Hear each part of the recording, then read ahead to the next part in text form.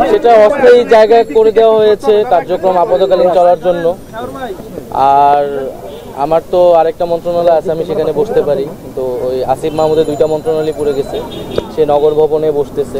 এরকম যার যার অন্যান্য জায়গা রয়েছে সেখানে অস্থায়ীভাবে কাজ করার জন্য ব্যবস্থা করা হয়েছে আর কি।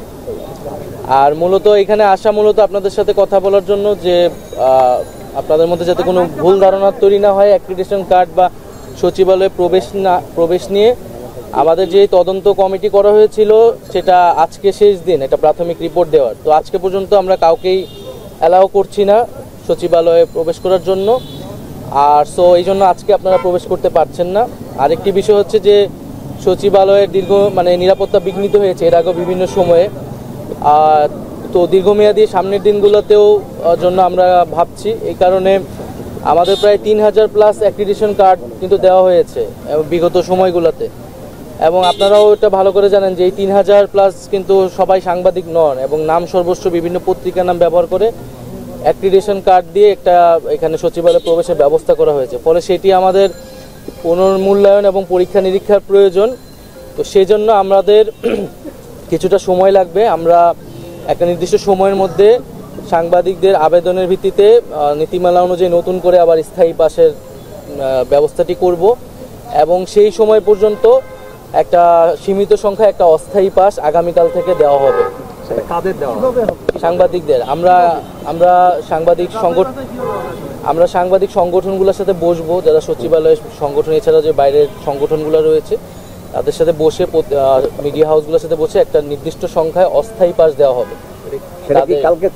কালকে থেকেই আপনারা প্রবেশ করতে পারবেন সচিবালয়। আর একটা নির্দিষ্ট সময় নিয়ে আমরা আবেদন করে স্থায়ী পাস যেটা সেটা দিব।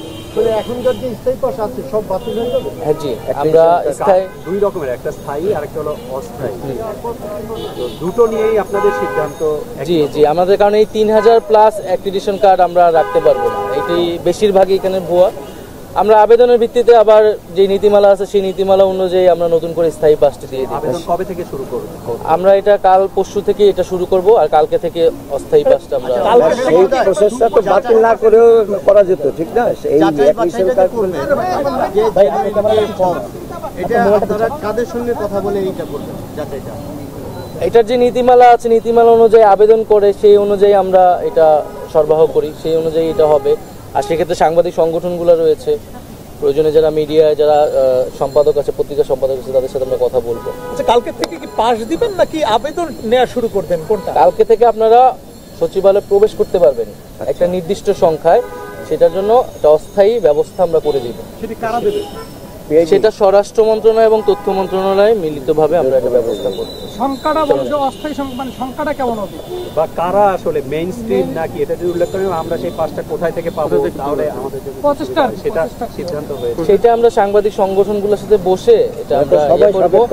আজকে তো মনে হয় 160 জন বা 70 জনের একটা তালিকার কথা বলা হয়েছে স্বরাষ্ট্র মন্ত্রণালয়, তো ওইটা একটা প্রাথমিক করা হয়েছে। এছাড়া আমরা ওই একটা সীমিত সংখ্যা, হয়তো আগের মতো এত হবে না, প্রত্যেকটা হাউস অনুযায়ী হয়তো আমরা একটা সংখ্যা ধরে এটা আমরা অস্থায়ী করে দিব। একটা হাউসে কয়জন পাবে সেটা তো আমরা এখনই বলতে পারতেছি না, কিন্তু এটা যত কম রাখা যায় স্থায়ী পাস না হওয়া পর্যন্ত, কারণ এখনো তো ভিতরে ভবনগুলো সংস্কার সহ আরো কিছু কাজ আমাদের বাকি আছে। এখন এই সামগ্রিক পরিস্থিতি নিয়ে যদি আপনি একটু বলেন, যে এই আগুন লাগলো কি মনে হচ্ছে, তদন্ত কার্যক্রম রিপোর্টটা আপনি কখন নাগাদ পেতে পারেন, বা রিপোর্টের যারা তদন্ত করছে তাদের কারণ? তো 3 দিনের একটা সময় দেওয়া আছে একটা প্রাথমিক রিপোর্ট দেওয়ার জন্য। তো আজকের দিন গেলে হয়তো আমরা আগামীকাল কিছুটা জানতে পারবো ঘটনাটি। তবে ঘটনাটি আমাদের সবার ভিতরে একটা উদ্বেগ তৈরি করেছে। সচিবালয়ে এইভাবে আগুন লাগাটা, এইটা একটা আমরা ভাবছি পরিকল্পনা হতে পারে, স্যাবোটেজও হতে পারে। যদি সেরকমটা না হয় তাহলে এই ধরনের দুর্ঘটনা সচিবালয়ের মতো ঘটে, সেটাও আমাদের ভাববার বিষয়। সেটার জন্য দীর্ঘমেয়াদী সংস্কার প্রয়োজন। তো আমরা আশা করি যে তদন্ত হলে আমরা বলতে পারবো, তবে জনগণকে শান্ত থাকার এবং ধৈর্য ধারণ করারই আহ্বান থাকবে।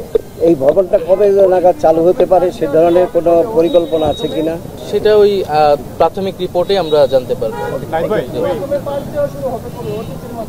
দর্শনার্থীদের জন্য যে পাসটা দেওয়া হয়, দর্শনার্থীদের পাস আমরা সীমিত করব, কারণ এইখানে দর্শনার্থী বা আগের যারা স্থায়ী পাস ছিল তারা সচিবালয়ে ভিড় করে নানা ধরনের সমস্যা এই গত 4 মাসে কিন্তু তৈরি করেছে, যেটা আমরা এই আগের সকল পাসই আসলে বাতিল হবে। আমরা নতুন করে এই পাসগুলো সরবরাহ করবো এবং সেক্ষেত্রে নীতিমালাতেও আমরা কিছু পরিবর্তন আনবো।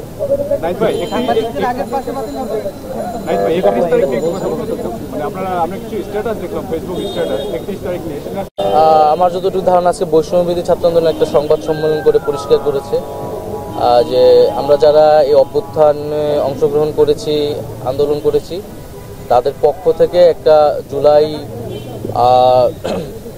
জুলাই প্রোক্লেমেশন আসবে, এটা ঘোষণাপত্র আসবে যে কোন ঐতিহাসিক প্রেক্ষাপটে দাঁড়িয়ে এই ধরনের একটি অভ্যুত্থান সংগঠিত হলো বা আমাদের সরকার পতনের ঘোষণা দেওয়া লাগলো, এবং এই জুলাই অভ্যুত্থানের ফলে আসলে ছাত্র জনতার সত্যিকার আকাঙ্ক্ষাটা কি ছিল সেটি ব্যক্ত করার জন্য একটি ঘোষণাপত্র জাতির সামনে হাজির করা হবে। এক্ষেত্রে বিপ্লবী কোন সরকার গঠনের পরিকল্পনা আছে? সেটার জন্য আপনাদের 31 তারিখ পর্যন্ত অপেক্ষা করা লাগবে।